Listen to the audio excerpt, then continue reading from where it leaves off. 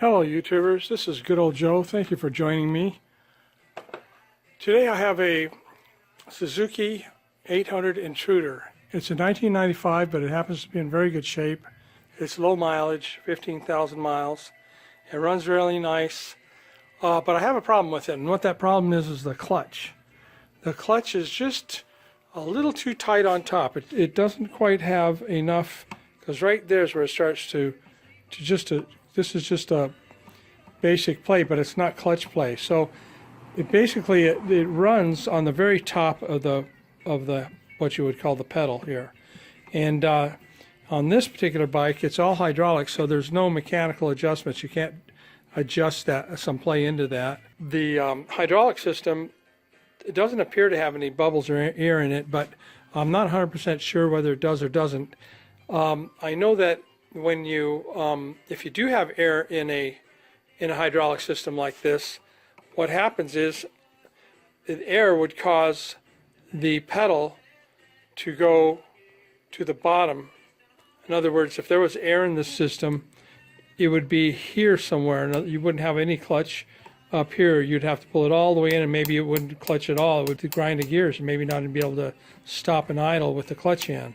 Okay, that's if there's air in the system, and then when you take the air out, it'll give you more of a pedal. It'll put it up here. But in this case, the pedal is way too high. So what happens sometimes is the brake fluid, if you look in here, you can kind of see it a little bit. The brake fluid can get old, and it can get like gelled, okay? And so what I'm going to do today, because this definitely is old brake fluid, is I'm going to change this fluid, and I'm going to bleed it all the way through the system down to the slave cylinder below, okay? And that's what we're going to do. I'm going to go ahead and set up, and I'll be right back. So what we're going to do is we're going to start by pulling the cover below to access the slave cylinder. That's a number 8 nut here, bolt. Go ahead and start by taking this cover off.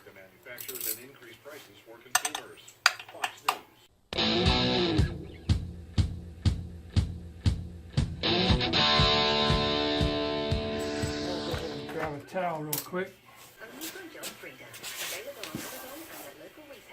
This weather report is brought to you by Russ's True Value.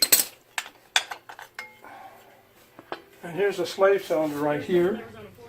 And this is the bleeder right here. It's very similar to an automobile. When we bleed this, we want to try to not make too much of a mess. So what I'm going to do is I'm going to grab a hose to put over the bleeder.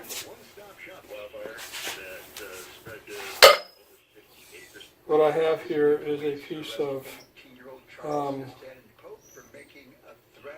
it doesn't say on here, but I'm going to guess that it's about a 3/16 hose size right there. I think it'll fit right over the top like that. And we'll take the other end of the hose and stick it in a can so that we don't make a mess when we pull the brake fluid out of there. Okay. So what I'm going to do, I'm going to take and trim the edge of this hose off nice and clean so that it fits nicely, so I have a better chance of not leaking fluid. So I trim the edge and it fits nice and flush there. And if I have any, I think that's still going to slip, I will put a strap over the very edge of it like this, but for the moment I'm not going to, okay? So now here we need, it looks like about a number 8 nut size. I have a number 8 wrench here, and this number 8 wrench is going to fit on my bleeder nut, and I will open it up and I will work the clutch. But first I got to take the top cover off. Now, in this case, this top cover here can be a little bit of a pain because the way they make the bike is slanted. It makes the cover slant. Okay, so when I pull that cover off, fluid is going to want to drain right out of it. So what we want to do is we want to turn the steering wheel the best we can to keep it, make it become flat or level with the ground. That way when we open it up, much less fluid will slip out of it. Okay, so I'm going to go ahead and get a Phillips head screwdriver.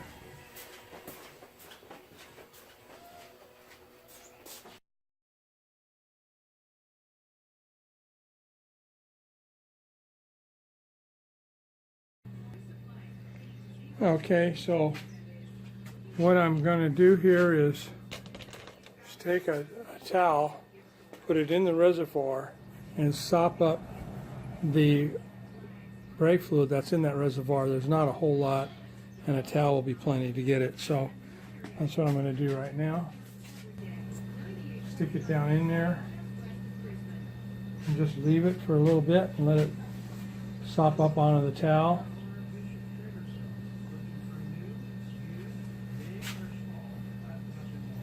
That's it. Nice and clean. You can see. Okay. I'm back over here. Now that that's done, what we want to do, we want to take some brake fluid, .4 brake fluid, and we want to fill the reservoir, because now it's all nice and clean. Well, you know, there's a little dirt right there. I'm going to try to get that dirt right off of there real quick.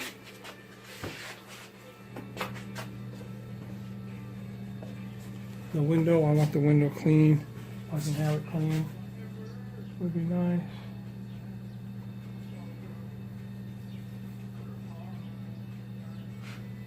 So I can see that.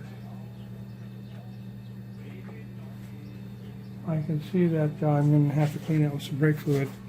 So I have an air hose here. I'm trying to shoot a little air in there, try to get rid of that gunk around the window, because that's ugly.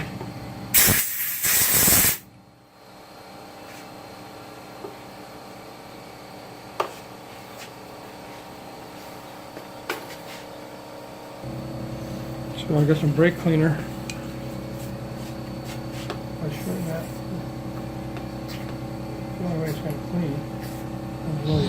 It's really dusty, dummy stuff.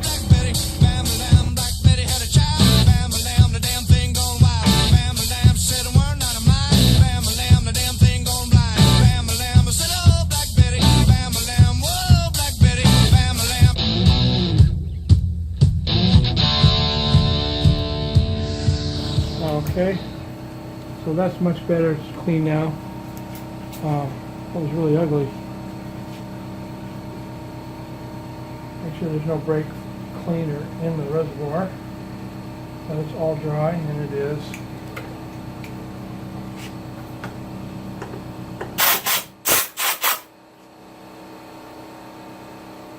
All nice and clean. Now we're going to take some brake fluid, .4. Put it in the reservoir. You don't have to fill it all the way up. About half to 3/4 is fine. You don't want it to be spurting out everywhere when you start to work the pedal. So now I'm going to set the cover on top, because when I work the pedal, it'll want to squirt some fluid up out of here. Obviously we don't want it to go everywhere. So I'm going to put that there. And it still may leak a little bit, but it won't be squirting up, 2 or 3 feet into the sky and back down all over everything. I'll put a towel here to help keep it under control. And now we're going to move, and we're going to go down to the slave cylinder.